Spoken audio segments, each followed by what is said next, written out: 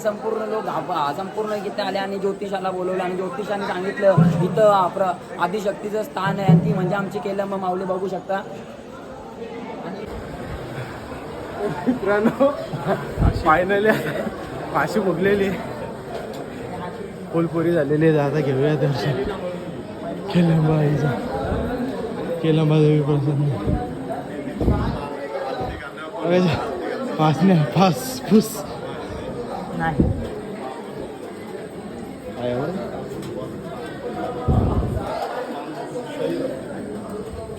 ह्या पोऱ्याला ॲटिट्यूड जास्त आहे. याच्या नांदी नका लागू तुम्ही. चॅनल बघू नका याचा, चॅनल बघू नका याचा, खराब आहे. मला भासण्या फुगवते.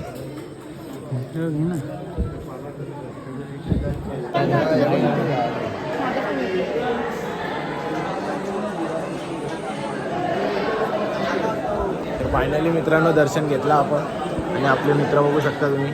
त्यांनी तर एकच फोटो काढले, डिलीट करीन तो, पण तुझं सगळं फोटो डिलीट करीन बघ मी. त्याच्याच मोबाईलमध्ये मीच फोटो डिलीट करीन. फायनली दर्शन वगैरे भेटला केलंबाला. केलंबा देवीच्या दर्शनासाठी आपण सकाळपासून निघत होतो, पण पावसाच्या मुलं निघू नाही शकलो.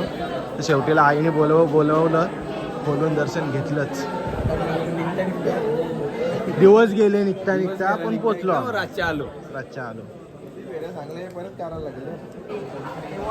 समजलं आणि गावकऱ्यांनी एक निश्चय धरून सर्वांनी ठरवले की गावात आपल्या देवीचं मंदिर झालं पाहिजे. आणि मंदिराला तेव्हा इथे डोंगर सर्व भाग होता आणि ते मंदिर कसा बांधण्याचा तो सर्वांसाठी प्रश्न उभा राहिला. आणि तेव्हा सर्वांनी एकजूट होऊन मंदिरासाठी सर्व झाडे बिडे होती ती सगळी झाडे पहिली होती ती सर्व तोडली. आणि हा पण झाड मध्येच होता, तो पण तोडण्याचा गावकऱ्यांनी ठरवला होता. पण तो झाड तोडता वगैरे तिथून नाग प्रकट झाला आणि त्या झाडातून पाणी यायला लागलं असं अचानक. आणि ते पण झाडाचं बघितलं तिथं समजलं असं की तिथे पण शिवशंकराचं स्थान आहे त्या झाडामध्ये. आणि हा झाड कधी पण बघू शकता इथे उन्हाच्या टायमिंगला या झाडातून पाणी वाहत असते कधी पण बघायला तुम्ही उन्हाच्या सीझनला.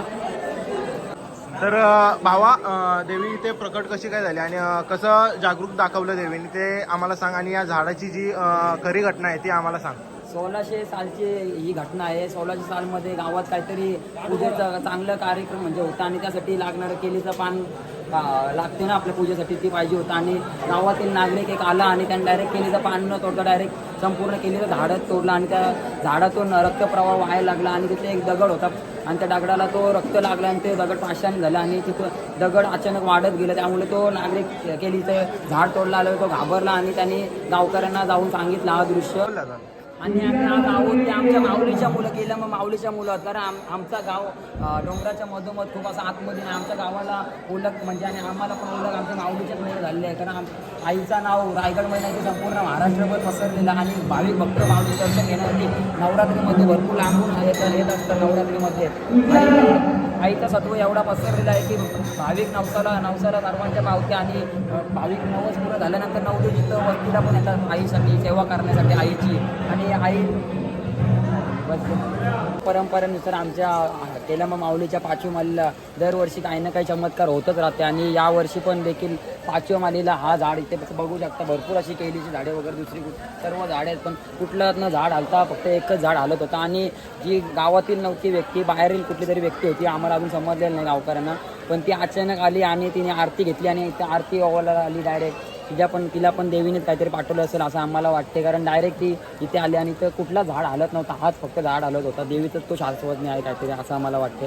5वी माल देवीची होती आणि 5वी मालला दरवर्षी काही ना काही देवीचा चमत्कार होतच राहते. आणि यावर्षी हा झाड हलत होता असा चमत्कार आम्हाला बघायला भेटलेला आहे. आणि ती मी रील्स टाकलेली होती आणि भरपूर लोकांनी अशी बघितलेली व्हायरल झालेली आहे आणि ती लोकांना समजलेलं आहे. आणि दरवर्षीप्रमाणे नवरात्रीला बोलला तर आमच्या गावात भरपूर असे लोक येतात. आईचं आमचं सत्व खूप वाढलेलं आहे. रायगड नाही तर संपूर्ण महाराष्ट्रभर देवीचा शास्त्रज्ञ पसरलेला आहे. भरपूर लांबून देवीला बघण्यासाठी लोक आमच्या गावात येत असतात नवरात्रीला. देवीचं स्थान कसं प्रकट झालं ते सांग आम्हाला, माहिती सांग सर्व. देवीचं प्रकट झालं म्हणजे 1600 सालमध्ये देवी प्रकट झाली. आणि आम्ही मंदिर बांधलेलं आहे ना देवीचा, रायगडमध्ये नाही तर संपूर्ण महाराष्ट्रामध्ये काहीतरी वेगळा मंदिर आहे. कारण हा मंदिर आम्ही पूर्ण डोंगर भरून 3 मजल्याचा केलेला. आणि डोंगराला जो कलश केलेला आहे ना मंदिराचा, तो त्याला 2500 विटा बांधून हा कलश केलेला आहे. आणि मंदिर आहे ना 4 खांबावर बांधलेलं आहे. फक्त बघू शकता तुम्ही एवढा मोठा डोंगर भरून मंदिर बांधणं खाऊ कमणे आणि या 4 खांबावर फक्त मंदिर बांधलेलं आहे आमच्या गावकऱ्यांनी. त्यावेळी खूप कष्ट करून आणि गावकीने एकत्र होऊन मंदिराला बांधकाम करण्यासाठी एवढी मेहनत घेऊन आज आम्ही माऊलीचा एवढा भारी मंदिर केलं आणि वर्षानुवर्ष काही ना काही आम्ही माऊलीचा काही ना काही करीतच राहतो वेगळा. त्याचे करे आता जशी कारल्याची एकविराई, जशी कोल्हापूरची अंबाबाई, जशी वडेची सप्तशृंगी, तशीच आमची खरोशीगावची केलंबाई, रायगडची शान आणि खरोशीकरांचा अभिमान असणारी आमची केलंबाई. या देवीच्या दर्शनासाठी लाखो भक्तजन, हर पावसामध्ये सुद्धा लाखो भक्तजन देवीच्या दर्शनासाठी.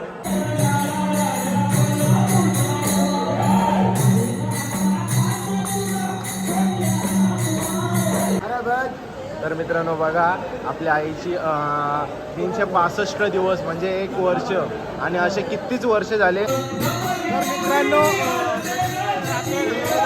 जागरण भजन करू.